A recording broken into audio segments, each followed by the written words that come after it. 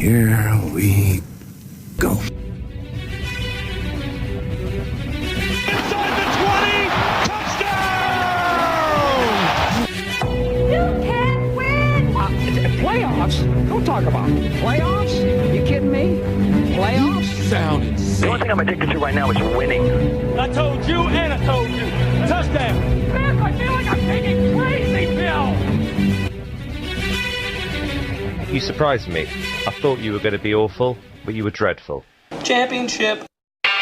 Welcome into another edition of the Two Bald A-Holes. Week 2 is pretty much in the books. Almost in the books, yeah. We got a game going tonight. I can't remember. playing? Can't remember who's playing. I don't know. It's the Jets and Jets versus somebody. Somebody. Oh, bums. Ooh, Bold take. Bold listen, take. after last week, I mean, Talking about my boy Baker like that? Come on, you know?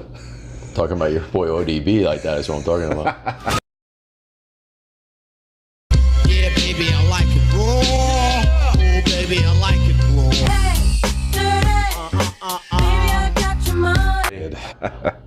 raw. You love him. You love him. You can't get enough. Yeah, I love his hair. Well, I'm expecting big things tonight. Big things. I hope you don't get disappointed. I would certainly hope so. Play. In stride, OBJ. He comes back to MetLife and does this. How about it? Odell Beckham Jr. 89-yard touchdown. Speaking of disappointment, let's Let's jump right in. Let's just hop right in to the top 10. All right, so top 10, week 2. We're going to start right off the bat. There he is. As you can see, the Dolphins, anything Dolphins related is slowly being pushed. Yeah, Wilson took over for the old centerpiece. Hey, Mr. Wilson. If they keep this up, we might just put another team over here. Absolutely. So number 10 on the list, Miami meltdown. Not that anybody was expecting big things from the Dolphins showdown with New England, but this is bad. It's bad. It's bad. I gotta say, I think that I put a big bet on New England this week, as you know. You did, yep. And I was sweating out that 19.5 because they were just taking it easy. Yeah, it was weird, right? And the game was flying by because there was very few penalties. They were running the ball. Next thing you know, the first half was over. They were up, I believe it was 14-0. And I was like, man, this is too close. They should be up 21-0 minimum. Right. I heard on the radio on Friday, I don't know if it was Jeff Mann, I don't remember who it was, but they said, Belichick is not going to run the score up on his old coach.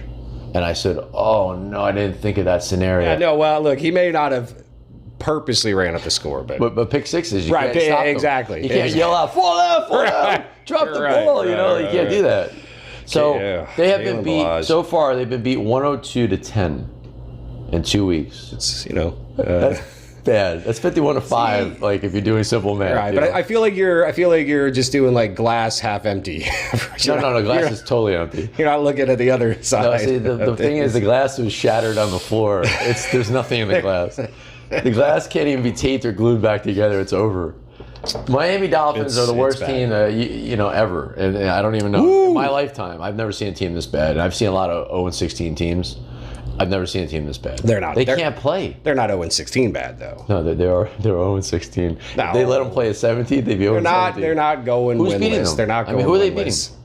I don't know. I don't know the schedule, but I'm just If Darnold will be back by the time they play the Jets, they can't beat anybody. Buffalo's going to cream them twice. They're not going winless. They're not. I say Miami wins 2, maybe even 3 games. Well, you have less brain cells than they have total points. So let's move on because I don't want to talk about Miami anymore. I'm very depressed. Audience, we want you to chime in on that one if you get a chance. Who's crazy? Over/under Dolphins 2 wins. I say 0.5 is the over/under. 0.5, they win a half a game. Yeah, well, no, you either go over 1 or under 0. There is no 2. All right, yeah. On a quick little Dolphins note, though, Kenya and Drake's on the trading block, so. They're all on the trading block. They all want out. They're leaving. The mascot's leaving. All right.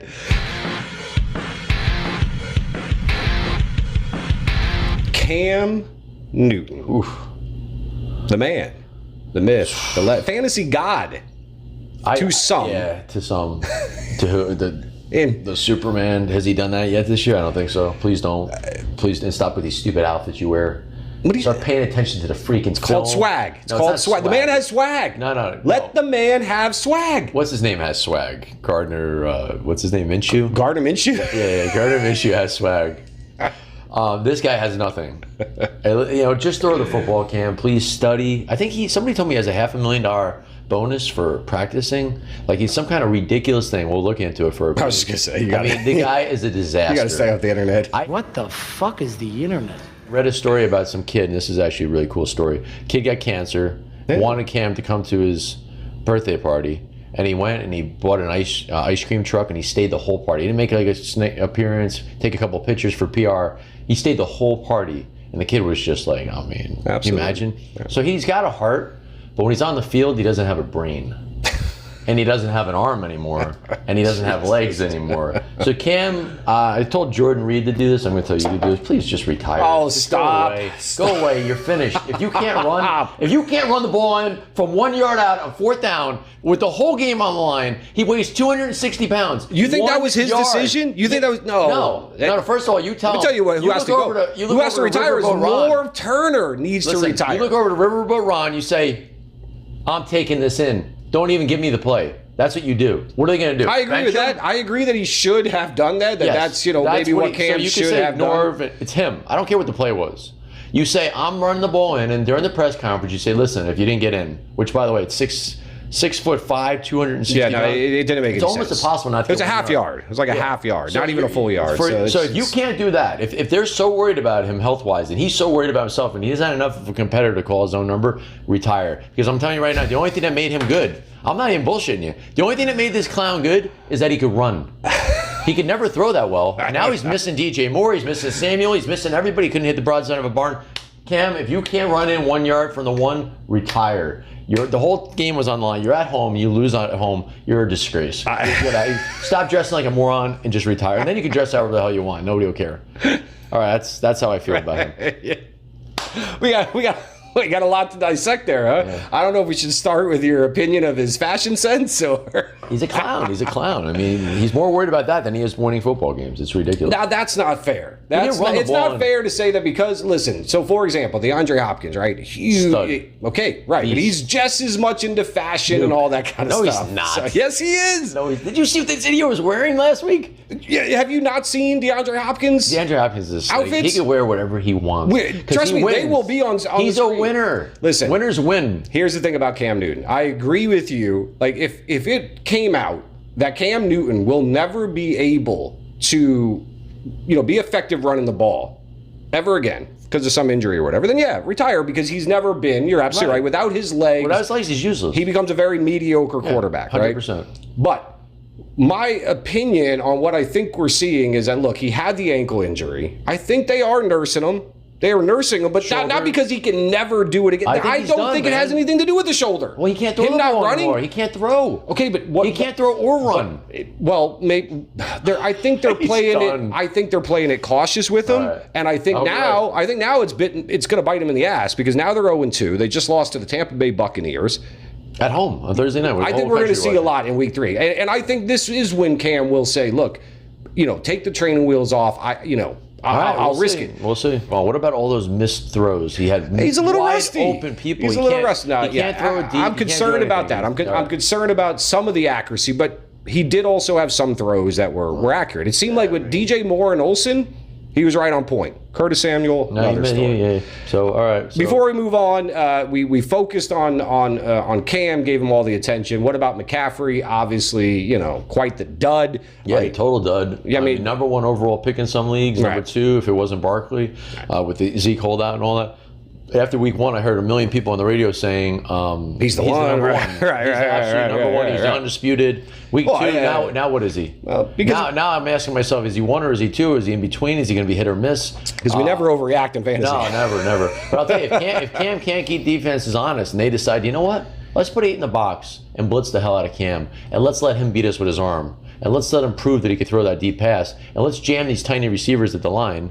And see what I'm telling you. I'm very, very worried about the whole team because with Cam, they're going to go as far as he could take them. And if they decide, if people watch that film and see that if you put pressure on this guy, he can't throw the ball anymore. And he can't run to beat you with his legs. So even if you over pursue him, I'm telling you, they're in trouble. If he can't run, they're in trouble. If he can't run, but I don't think it's a matter of he's not going to be able to run the rest of the way. I think they've been, taking a caution. That's true. Maybe it's true. Cam Newton, if he can't run, sell. Cam Newton, retire. Buy low right now because Cam Newton will be a top 10 quarterback. He will be a top 10 fantasy quarterback. That's from One Ball Day Hole. I want to make an announcement. I am not Cam endorsing Newton that stays statement. healthy. Top 10 quarterback. First of all, he's not going to stay healthy, so that's immaterial. Cam's going to be fine. He's a bum, Rock. Buy low. You're a bum, Rock.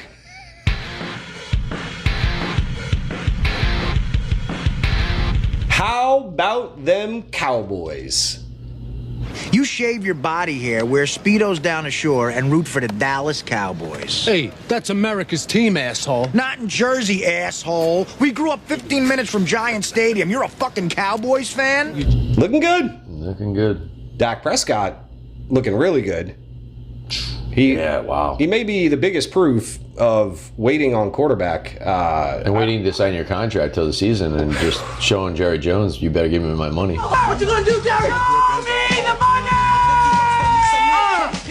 Yeah, right. Oh my God, how much has his price gone up now? I heard something like he's completed like 80% of his passes insane. or something. He looks really good. He may be losing a guy. I guess Gallup 2 to 4. Yeah, 2 to 4 weeks. That's going to hurt a little bit, but maybe. Hey, he's getting everybody involved, man. Smith Cooper's involved. Yeah. Cobb's involved. Smith steps I didn't know in. who he was. Yeah. And then of course Zeke is still, Zeke's still getting his legs under him and all that. So it takes 2 to 3 weeks minimum. Bell, every time he held out, it always took him 2 or 3 weeks. Right. So it's just the way it is. I mean, quality opponent this week, not very impressive with it being the Redskins, but great start to the season schedule wise. But I mean, you got to play the teams that they put in front of you, like Baltimore. But they're off to a 2-0 start. You got Philly that is getting, is obviously banged up. So then you got the Redskins and the Giants. I mean, the division is just theirs. Right. The division seems to be very, prime. So I guess the question is this a Super Bowl bound team? Because that's the whole. It's always with the Cowboys. It's Super Bowl or bust. Yeah, no, 100%. Jerry Jones. I think that right now they've scored back-to-back 30-point games. Right. They have a good defense. So the bottom line is, yes, I think that they're the Super Bowl favorite in the NFC. I think now that Drew Brees is done for a while, the Rams don't look like themselves. The Bears are okay. The Packers look good. Vikings look pretty good. Yeah. I don't know if the Vikings have enough firepower, but yeah, I mean, listen, there's only about 3 or 4 teams, and they're one of them, and I think they're at the top. I think they're the team. I think if you looked at Vegas odds, they're probably it's them, and then the AFC is different, obviously. So Zeke gonna finish as the number 1 fantasy running back. I don't know. Barkley looked insane the other day, but yeah, I think ultimately Zeke will rise to the top. By the end, you'll want him. Right. Fantasy playoffs, you're gonna want Zeke. Yeah, if you're worried about McCaffrey with Cam, Kamara, Breeze, Kamara, Breeze, right? So his path certainly seems to have gotten easier to finish as the 100%. Number 1 fantasy quarterback. Then I guess the question is Dak Prescott. I mean, right now, if you if you're in Vegas, bet down, Dak Prescott easily top 10. We know that. Oh, but 100%. I mean, at this point, it's almost a lock unless he got hurt. His ceiling now might be top 5. Yeah. I mean, he's right up there with like the Watsons and Lamar Jacksons, and I mean he's up there. And the fact that I just said Lamar Jackson is just blowing my mind that name came to me. And I hated him coming into the year. I know. I mean, it's just amazing what he's been doing. So, yeah, I think they're a very good team on both sides of the ball. And I think that they're definitely Super Bowl bound as far as favorites in the NFC. Super Bowl bound and quite a few players that might be helping fantasy teams 100%. Take some championships as well. I got a question for you. Who needs Andrew Luck? All-time Quitters magazine. I mean, My job consists of basically masking my contempt for the assholes in charge and at least once a day retiring to the men's room so I can jerk off while I fantasize about a life that doesn't so closely resemble hell. I'm a subscriber. How to be a spoiled brat millennial and give up on the game when you're in your prime? I don't know. I mean, how to screw your whole entire franchise and the owner that took it. Yeah, I don't know. Other than those people, the Colts don't need them. Right? The Colts don't need them. It's not looking like it. They have Jacoby. Ooh. And the Colts have gone on the road twice now. They took the Chargers to overtime, almost won. And then they go to Tennessee as underdogs and they win. Yeah. Yeah, Jacoby's look good. Jacoby's look good, and we said that. We mentioned that earlier in the season when Luck quit, when he decided that when he did what was best for his family. For his family, for his health, his family. Jeez Louise, man, you were so soft. He has other interests. You might be a ball day old, but you're a softball day old. Man wants to design. The man wants to design buildings. The man wants to design buildings. Great. Don't name them after yourself because they'll probably fall down. Their ankle hurts. Oh, my ankle. I got to rehab. Freaking candy ass. But anyway, enough about Luck and my feelings about Luck. Who needs them? Not the Indianapolis Colts. They look very good. Mack looks good. Hilton everybody looks good. Yeah, Hilton, man, it doesn't seem to have missed a beat, huh? They're be a nice value. They're all pro middle linebacker who was a rookie last year. Leonard, the guy's a superstar. He's got a concussion, it looks like. That's the only blemish right now. The team looks very good. They are... they got a versatile guy that can run and throw. I think he's going to get better as the year goes on. I think that this coach is going to figure out all his strengths and weaknesses and really play, do the game plan according to that. I have a lot of faith in that. I think they're going to be a lot better than people thought. It's not the worst case scenario, I think, is the good news. If you had, like you said, cold skill position players.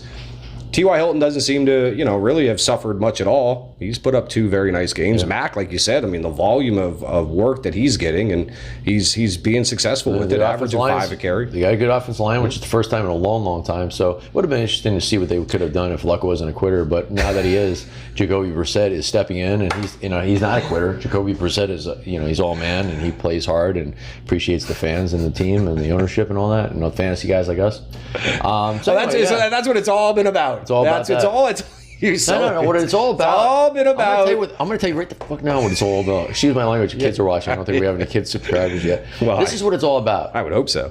When the Almighty makes you 6'4", 6'5", 240 pounds, and gives you a rocket for an arm, you play football and you keep playing until you can't play anymore. You do what Brett Favre did. Do you think Ronnie Lott chopped his finger off at halftime to go back into a game? You dunked that ball. Can you imagine? You dunked that ball. You gotta dunk that shit!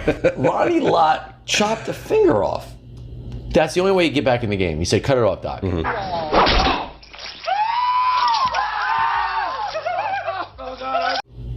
Can you imagine Dick Butkus and those guys when they're together talking about Andrew Luck? Can you imagine how soft this world has gotten?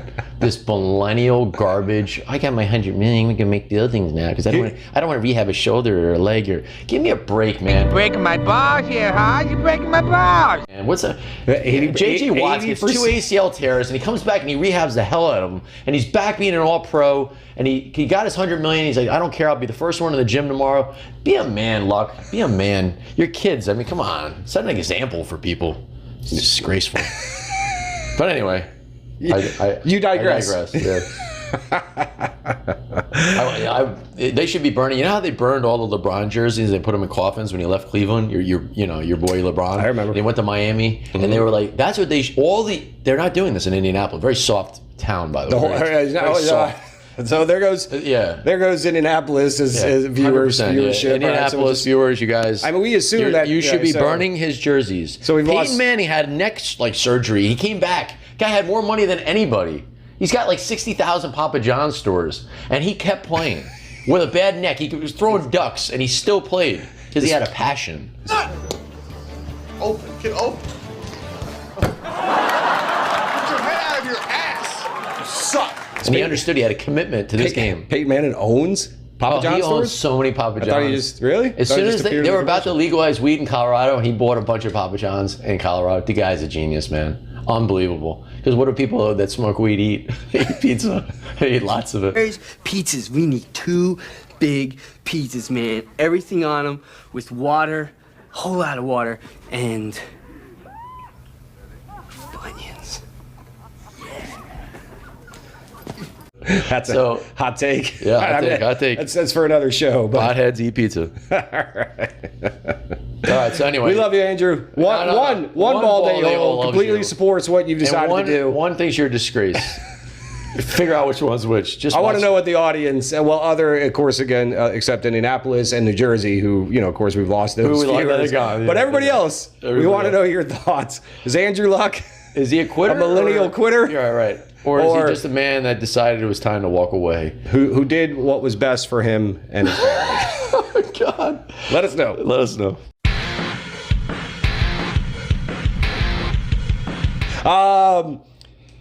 Philadelphia. Oh. The city of brotherly love. There's some good people in Philly. Some good people.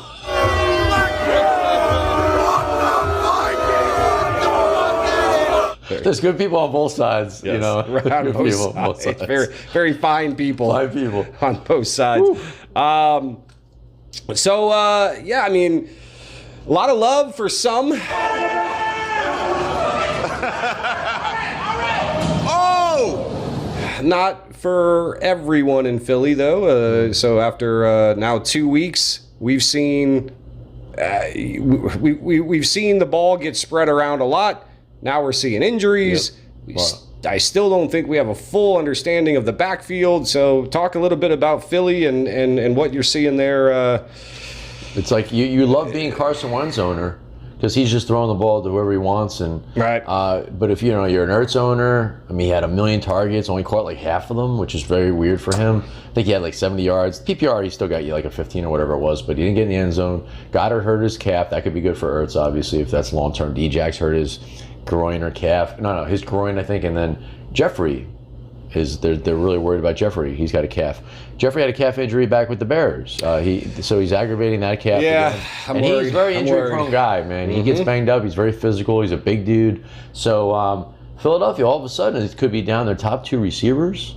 Aguilar is now all of a sudden in the spotlight. He had 8 catches or something like that, 100 yards. And then that rookie, White, or whatever his name is, can't remember his name right now, but he's a rookie, and he supposedly got a lot of hype going into the season. They thought Jeffrey was going to go in the offseason because he's a free agent. Right. And this kid, Whiteside, I think is his name, was going to be the man next year, and then they signed him they restructured his deal, so he's playing again next year for them. So, but in the short term, that guy could be good. So I don't know. I mean, I don't know. The Eagles really look good in week 1. Week 2, all the injuries happened, and they barely lost on the road in Atlanta to a team that was like, embarrassed in week 1. So we'll see. I mean, they are spreading the ball around, and they got a great coach. Wentz should have a monster season as long as some of these guys get back from being hurt.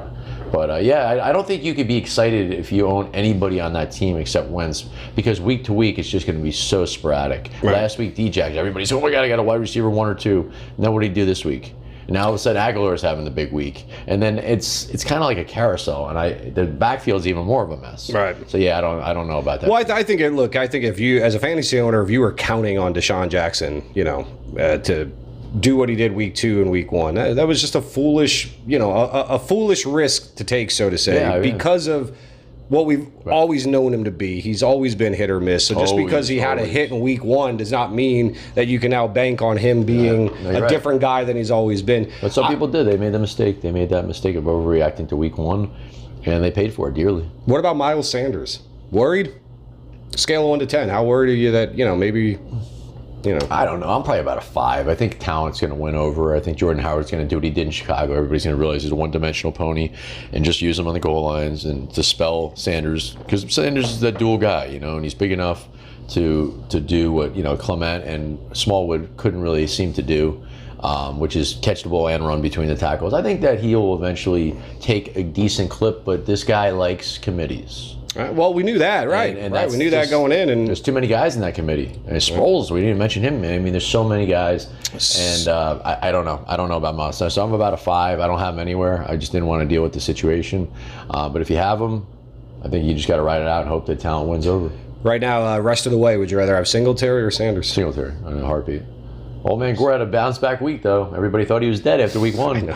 He comes back. It's like son of a bitch. People are playing Singletary and DFS. Why do we doubt him? Why do we doubt him? Why do we doubt the man? Well, Singletary did look good. I mean, he got injured. But look, if Singletary's forced to miss any games, I mean, Frank Gore's he's going to get 97 carries. I mean, he'll gain somehow 42 yards, but he'll have 2 touchdowns. That's good old, enough about Frank Philly, Gore. Well, enough about Philly or enough about Frank Gore? Enough about both. You want to just talk about Frank Gore than Philly? No offense to all you Philly fans out there. Not that we know any Philly fans. Yeah, right. So I think a question that I found myself asking, Allow myself to introduce myself.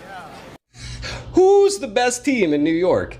And it looks like the answer might be the Buffalo Bills. Bills. Isn't that cool? Yeah, of course. I hate the Jets, Right. obviously as a Dolphin fan. I hate the Giants growing up in New Jersey with all those Giant fans, Jets fans. I hated them.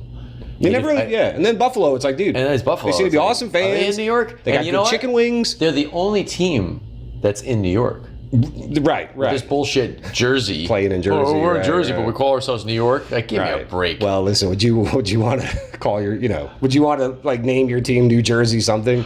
Ticket sales. That's like if you were in Lake Tahoe and you called yourself the Los Angeles. Like, it's like bullshit. You're not in the city. You're not in the state. You're not in anything. Like, get the hell out of here.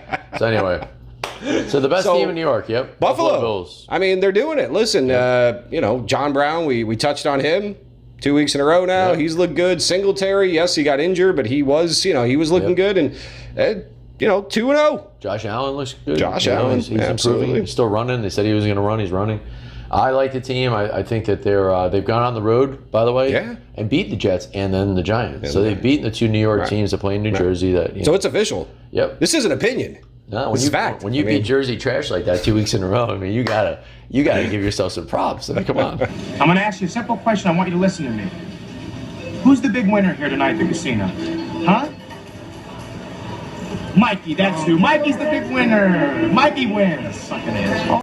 So yeah, very good. I liked what I'm seeing out of them. I'm interested when they play New England those two games. We're gonna find out who they really are. Wow. Are they ready for that test? The answer is no, of course. But some may say that this is an overreaction, but I'm thinking it's over in the AFC. It's a 2-horse race. Mm-hmm. New England, Kansas City, meeting again in the for the AFC Championship. You can almost write it down. Write that down.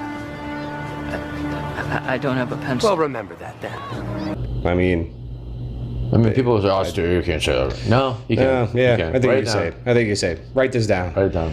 Patrick Mahomes, look, we talked about the fact that to take him where he was going in some drafts, the whole thing is that in order to justify or for him to return that value, he had to throw for another 50. He may throw for 60. He's just gotten better, it almost looks like. He had 443 yards passing yesterday. Week 1 goes into Jacksonville, has no problem putting up 300, a couple touchdowns. Loses Tyreek Hill. Turns around the very next week, puts up 443, spreads the ball around, gets Demarcus Robinson involved, gets the rookie Hardman involved. It just doesn't seem to matter. He's matchup proof. He's invincible. He's the best. Right. And there's a Wheaties box behind me, and I have said up until now that he's the best to ever play Dan Marino, and I will defend it to anybody. I don't care how many rings he doesn't have. He couldn't play defense and he couldn't run the ball, and they never gave me either one of them. And John Elway couldn't win anything till they gave him Terrell Davis and a defense. Right. So Dan Marino had either one of them, he would have won many, many Super Bowls. The best I've ever seen, hands down. And I'm going to tell you right now, Patrick Mahomes is the best quarterback to ever play the game.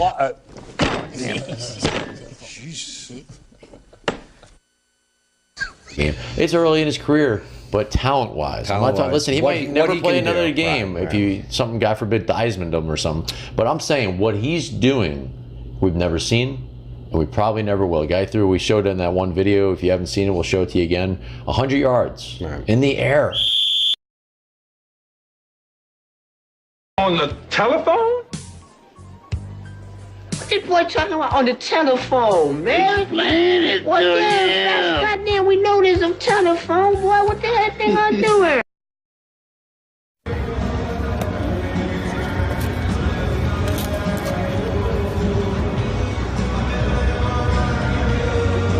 It's like nobody can do video game stuff. It's video game stuff. And he throws the ball on a rope when he's running, even when he's running the other way.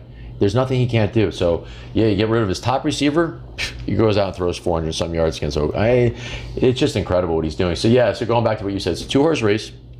I think New England goes 19-0 this year. They almost did it with Randy Moss back in the day, and they lost to the Giants and Eli in one of the most horrific losses ever. No, it was awesome. I mean, when you lose to Eli awesome. Manning, I mean, I loved it because I hate the Patriots. And he takes the snap.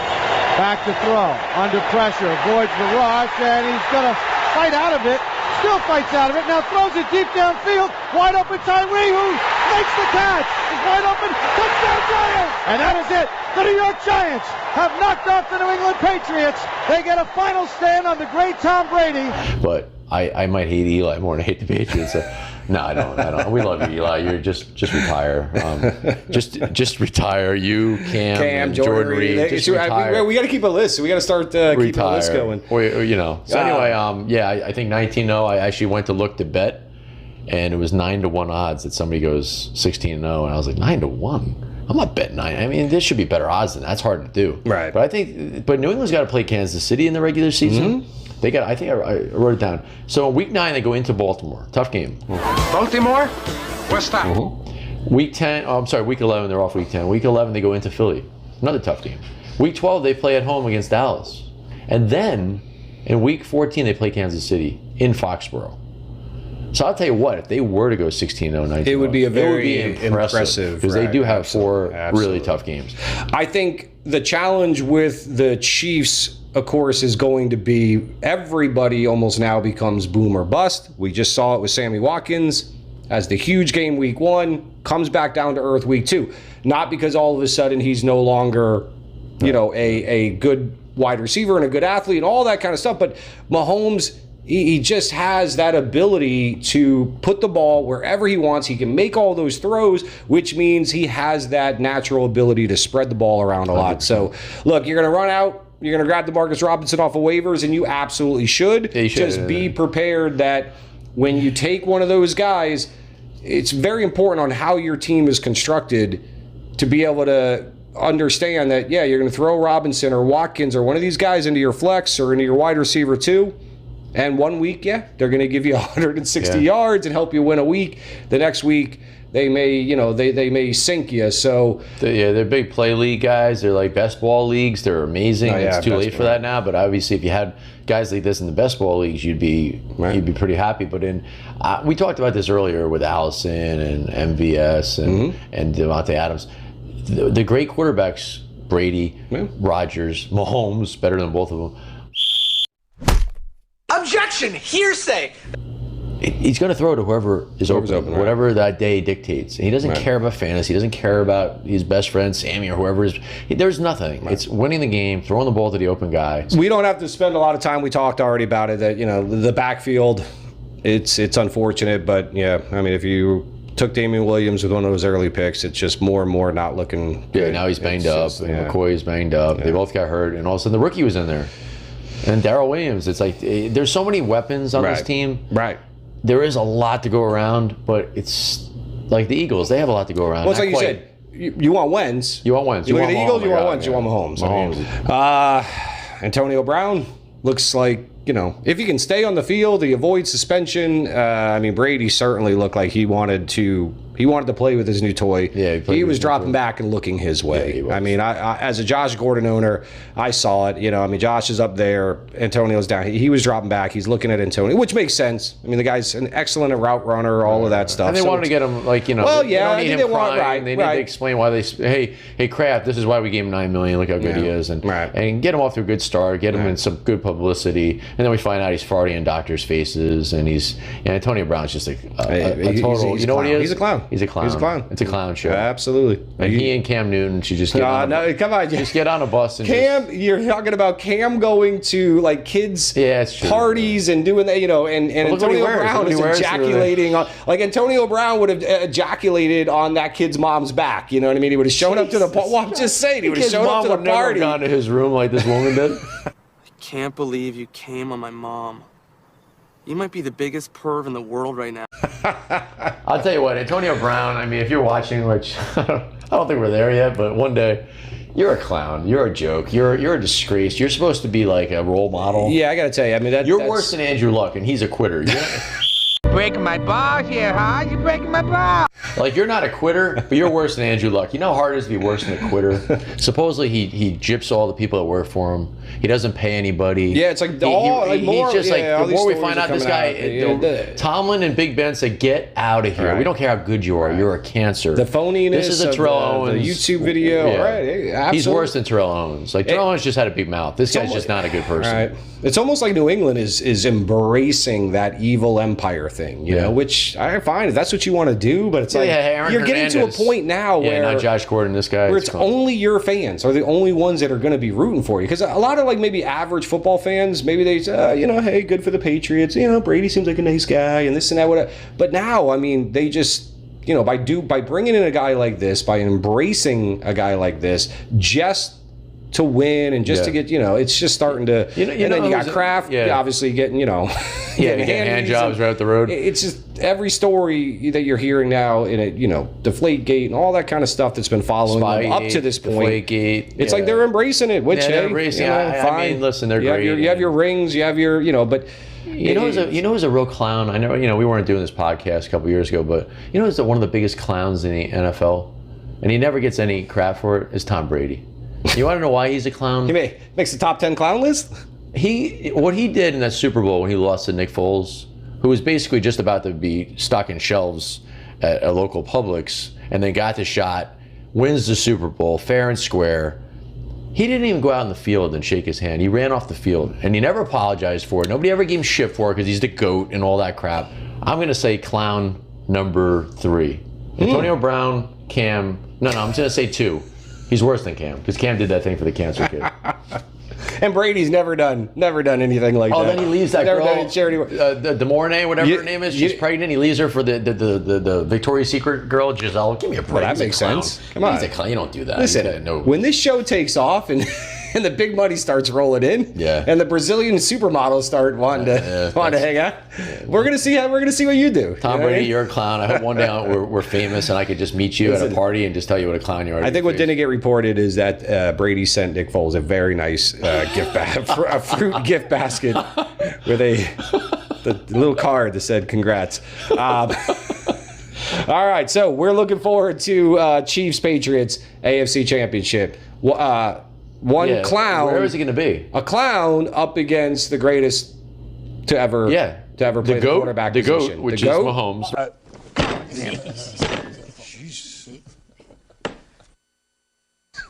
Versus the clown. That should be the headline. Right. GOAT versus clown. Versus clown. Yeah. Lock it in. Let me ask you a question. When you think of the Midwest, what do you think about? Patrick Mahomes. Patrick Mahomes? Mm-hmm. Why do you think of Patrick Mahomes when you think of the Midwest? Because he's in freaking Kansas City and he's the greatest player. Is that the Midwest? Missouri? Dude, he's in the Midwest. That's not the Midwest. Yes, it is. Where do you think it is? The Midwest is not Missouri. Is it? You feel me? I don't know. I don't even know what we're talking about anymore. When I think Midwest, what do you think? When I think Midwest, I think of the Green Bay Packers and the Minnesota Vikings. Yeah. Obviously, between those two teams, a lot of fantasy players, of course, were involved. Both of these teams look good. I want to start with the Packers.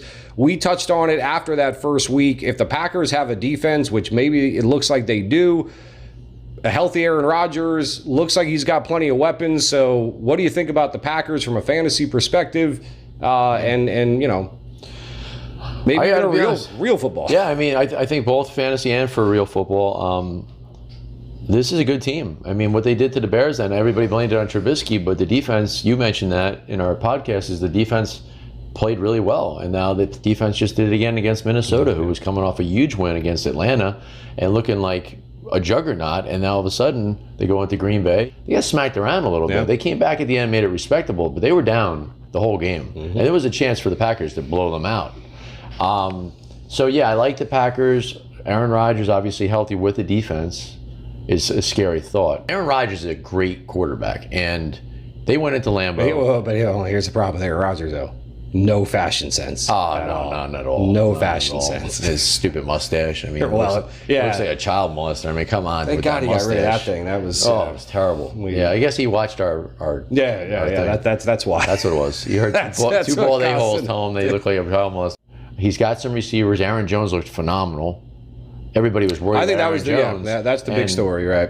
If they have a defense, you know they're going to score points every week, at least 20 every week.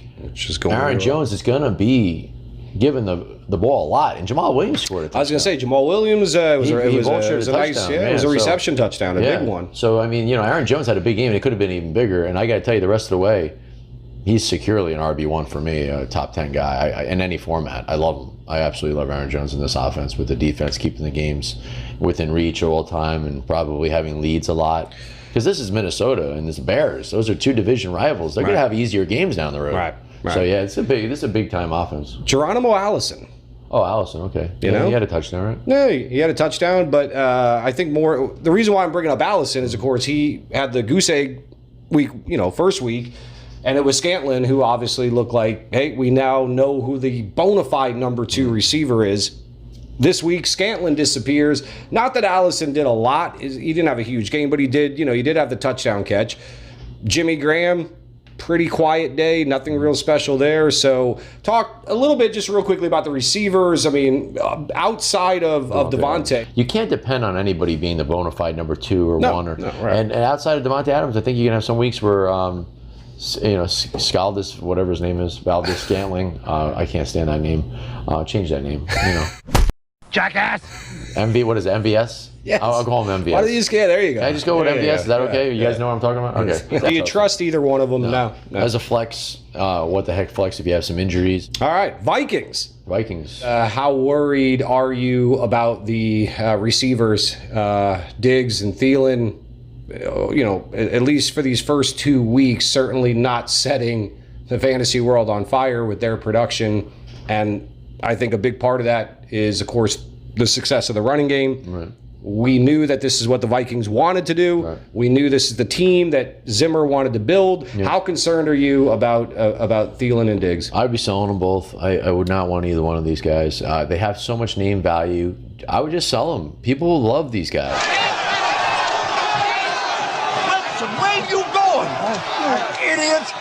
Get back in there at once and sell! Yeah. We had a guy in our league who was trying to trade Thielen, and people were trying to give him a decent running back. I'm like, what are you, out of your mind? Thielen had the worst second half last year, dropped off the planet. Right. Now he's on a team that they don't want to throw anymore. The quarterback threw this week, but he was way under 50% efficiency. Diggs and him, they have combined 10 catches in 2 games, combined. So I'm super, super worried about both. I would be getting rid of them both because when they're not playing the Packers, they're going to be a lot more week 1 game scripts than they're going to be week 2 game scripts. And in their game 2 script, getting their butts kicked in the first half, neither one of those receivers had 100 yards. One had 1 catch on 7 targets, Diggs. 7 targets, 1 catch. For 49 a touchdown, otherwise his day is 0. Right. And I'm sure, okay, so fine, the Packers defense is better. You make some moves and you bring in some free agents or whatever. But I find it hard to believe that the Packers defense has all of a sudden become some elite defensive unit. So I think that's really, for me, the bigger concern is that, they weren't facing the Bears defense. They weren't facing an elite defense. I think it's just, you don't want anything to do with that offense unless you got Dalvin Cook. That's the only guy I want in that whole offense, and make sure you lock up Madison. And lock up Madison if you can, for sure. But I love him, and I love the defense still. I think that was just a blip. So, all right. Is it possible the 2 Utes? 2 what? What was that word? What word? 2 what? What? Did you say Utes? Yeah, 2 Utes. What is a Ute? Oh, excuse me, Your Honor. 2 youths. Lamar Jackson, Lamar Jackson, wow. Versus Kyler Murray in the air raid offense. Does Kyler Murray have a nickname? Heisman, superstar. Champion? MVP. Champion. This is the youth movement. It's happening. We're seeing it. It's, obviously the old dogs are still holding their own. Brady, Rodgers, those guys. But Lamar Jackson certainly looks like the real deal. Kyler Murray has done nothing to make us feel that he's not going to be very successful as well. They matched up against each other. Both had, solid games. What we saw from Lamar was the passing. It was still there. I mean, nothing like we saw in week 1, but that was against the Dolphins. More importantly, he ran the ball. That's, I think, what we were, more expecting. But both these guys look like potential fantasy studs. So talk a little bit about Action Jackson and Kyler. Was that a movie with Apollo Creed? It was. Action Jackson, my God. Was it good? Movie. Was it a good movie? Well, it won an Oscar.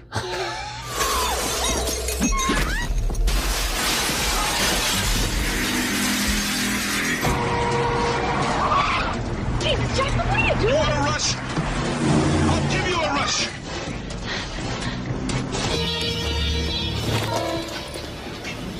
Barbecue, huh? How do you like your ribs?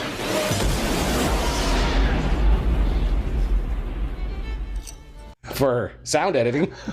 So. Oh, my Lord. Yeah, so costume design. So 2 Heisman Trophy winners going head to head. Kyler Murray is doing incredibly well as far as I'm concerned. He's a rookie. Right. I mean, he's being thrown into the NFL. Lamar Jackson had about half a season to watch, and then he came in, much better offensive line, much better defense. Right. So I give this kid a lot of credit. I mean, since the 4th quarter of week 1, this guy's been on fire. He's thrown for a lot of years. He hasn't run really, which is surprising. He ran for a lot in college. I think he had 1,000 yards rushing his last year in college. But Lamar Jackson just had 120 yards rushing. Yeah. 120 rushing. But he also had a lot, he had a decent amount of throwing. He's up to 7 touchdowns now. 7 touchdowns in 2 games. That's incredible. It's about 2 bad defenses. That's a big storyline here. Miami's terrible. Arizona's terrible.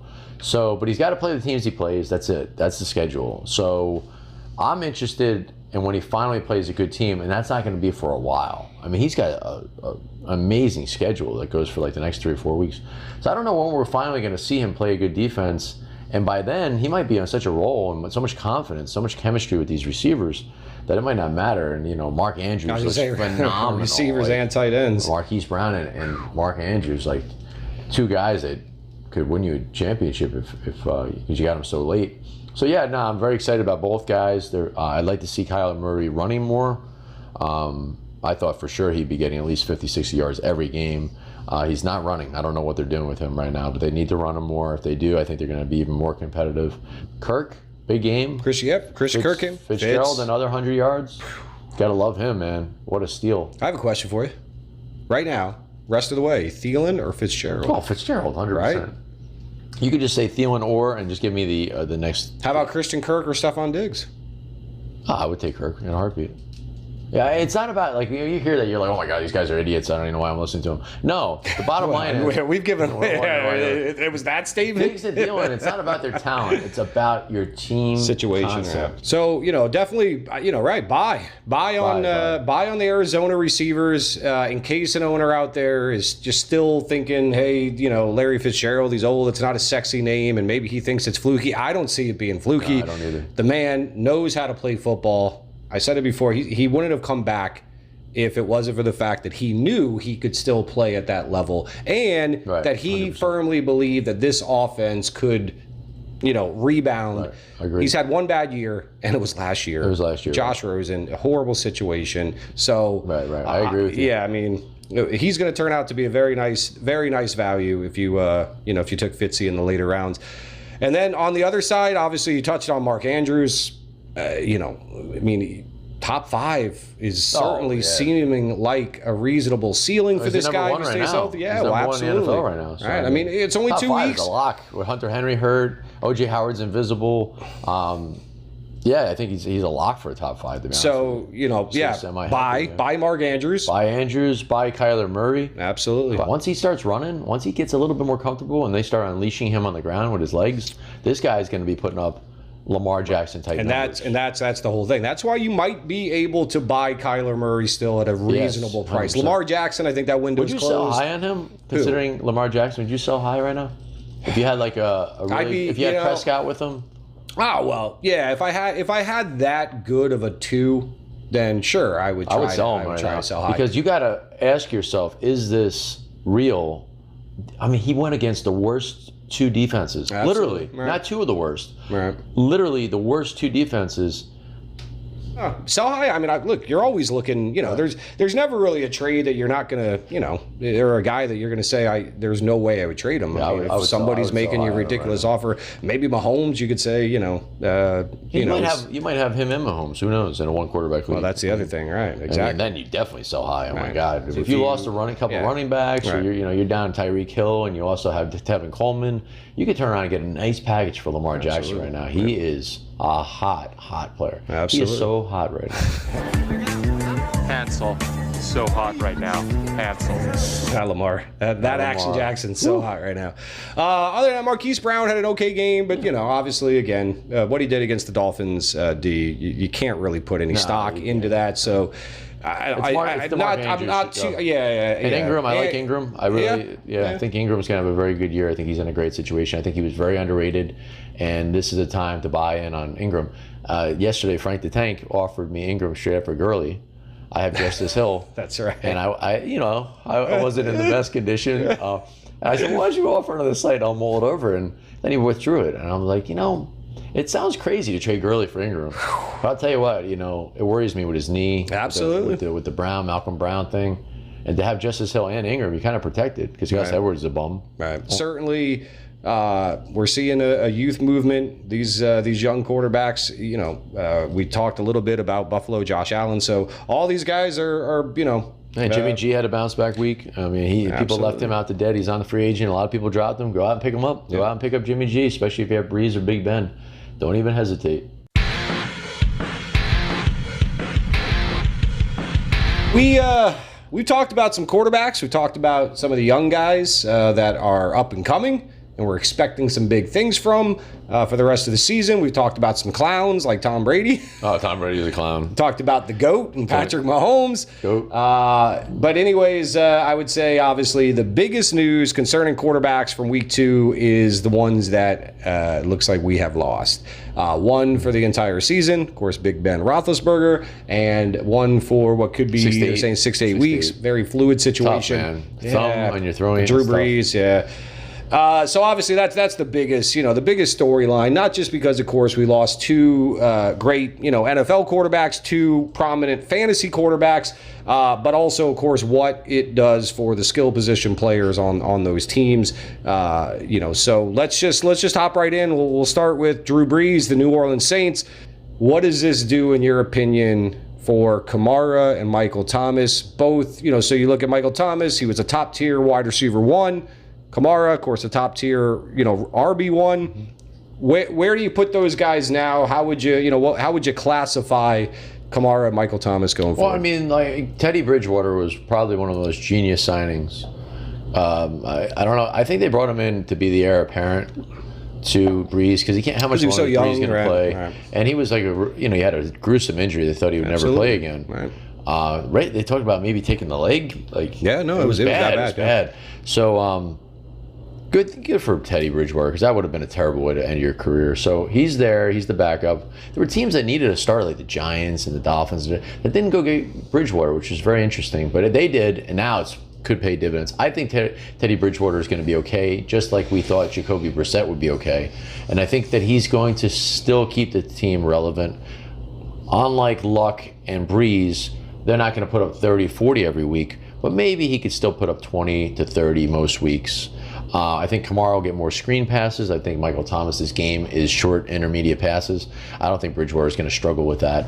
So I think that they're going to both be fine. I do. I think Jared Cook will get more looks as, the safety security guy that Breeze didn't need because he was more willing to take the shot down the field with the speedsters like Ted Ginn and your boy, Traquan, who's a little banged up right now. But anyway, I think that the speedsters are in trouble. I don't think Bridgewater's going to be going back throwing bombs up there. I think he's going to throw it to Michael Thomas, throw it to Jared Cook, screen passes to Kamara. They'll still score enough points. 6 to 8 weeks will go by quick, and you'll get back Breeze most hopefully. What's interesting for me is that I heard some guys today saying, like, oh, Kamara, this is going to have this huge effect on it. I'm thinking, look, a little bit under the radar, the Saints have a pretty good defense. Yeah, no, very good. Yeah. You know what I mean? So you would imagine that Sean Payton's going to say, all right, we just lost, we don't have Breeze, so why not turn to your all-pro, all-world running back and just start now making a much more heavier run-based game plan? Run and screens. Short passes. Absolutely. And Michael Thomas feasts on that. And it looks like they have the defense that, could hold up if they wanted, that they have to go that way. So I'm not too worried about Kamara's value. I'm a little bit more worried about Michael Thomas just because of the chemistry thing and different things like that. And the numbers he's not going to have the confidence to make those throws that Breeze had that confidence to make because, of course, as a backup quarterback, you're coming in on a team that is Super Bowl or was Super Bowl bound. That 100%. That's kind of. He's not going to want to make the mistakes. And I think that's what happens when these guys take over like a Bridgewater. He's not going to want to take the chance of being the guy who threw the 2-3 picks. So I agree with you. Dump offs to Kamara, dump offs to Cook, things like that. Michael Thomas, I'm a little more worried about. But all right, on the other side, in Pittsburgh, we were already worried about what we were seeing out of that offense. We were already very worried about the fact that it looked like they didn't have a capable number 2 wide receiver in either Moncrief or Washington and what that was going to do for Juju. So with all of that already, being a reason for concern, now Big Ben out for the year. So same kind of question. And then obviously James Conner, similar. James Conner, Juju, both guys that you considered top tier in their positions. But what are your thoughts with Big Ben being out for the year and the Mason Rudolph era beginning in Pittsburgh? I don't know enough about Mason Rudolph to have any confidence in him like I do Bridgewater. I also don't have Sean Payton there, an offensive wizard that can just restructure the whole game plan. I don't have that confidence in Pittsburgh. It was all about Big Ben. Juju wasn't doing that well with Big Ben. They were struggling with him as the number 1 with nobody really to keep defenses honest. I'm excited for McDonald. I think he's going to be the biggest benefit. I'm very scared about Connor. I think it's going to be 8-man boxes all the way. Right. Things you couldn't do against Big Ben. Blitzes, big 8-man boxes, doubling up on Juju and saying, beat us with someone else. Throw it to Moncrief, throw it to Washington under pressure. And McDonald, I think, will get a lot of screens, a lot of short passes, a lot of PPR value for McDonald going forward, red zone targets, if they can get to the red zone. Connor, you got to be very worried about Connor. I think they're going to be losing. I think Samuel's going to get more action than now. Well, Connor's banged up. He looks like he's going to be fine. I mean, they say the injury's manageable, but he was hurt at the end of last year. Absolutely. Now it's like 2 injuries now within 6 games. So, yeah, I'm very, very worried about Juju and Connor.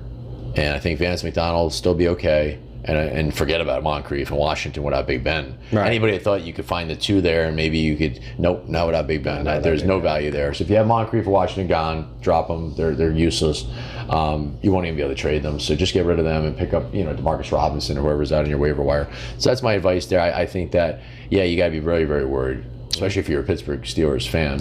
You might be football competing wise, with the Dolphins now for that top pick. Wow. I mean, they lost 33-3 with Big Ben. They just got their asses kicked this week. No, they didn't. They played Seattle very tough. They played Seattle very tough. But they played them tough. Yeah, but that was, how long has Ben out of that game? I didn't watch that game. I mean, he wasn't out for a long time. I mean, it's not like Mason. So now we'll see what Mason Rudolph does. We didn't see what the team is going to look like. Mason I mean is it's going to be very hard for them to compete in that division. But I don't know if they're going to sink to that. Yeah, we'll see. To that level. I mean, well, no, they can't be the Dolphins. Bad, but they like Mason Rudolph. Yeah. They like this kid. Supposedly. I mean, but hey, listen, when does the team ever come out and say we hate this guy? We got a bum. We got a backup quarterback. It's like asking a waitress, what do you like on the menu? Yeah, this all sucks over here. Just get this meal. What is the soup du jour? It's the soup of the day. That sounds good. I'll have that. Going to Perkins and asking how's the steak. How's the steak, yeah. And is your salmon farm raised or wild? I'll never hear the end of that. Son of a bitch. So, all right, well then, Juju don't panic. Juju like wide receiver 2. I think he's a borderline 3 now. Yeah. He could maybe still have low end wide receiver 2 value. Low end. Whereas Michael Thomas, I think more, low end 1. Low end 1 now with mid 1 upside on any given week. Kamara's still a stud because there's just not enough running backs to really challenge him in a PPR league, especially. Right. If it's not a PPR league, Kamara drops because I don't know how many red zone opportunities you're going to have without Breeze. But at 6 to 8 weeks, it's not a season ender. That puts you right around week 10 that he comes back, if you're lucky. So for the playoff run, playoffs? Maybe Breeze comes back, gets the rust off. If you can squeak into the playoffs, then I think you'll be all right. Anyways, much love to the Breeze and Roethlisberger families, friends, supporters, fans. Yeah. Real shame, man. You never like to see, the prime guys, get knocked out. But we shall see what Mason Rudolph, and Teddy Bridgewater, can he be a Minshew? Can he be a Minshew 2.0? Ooh, holla.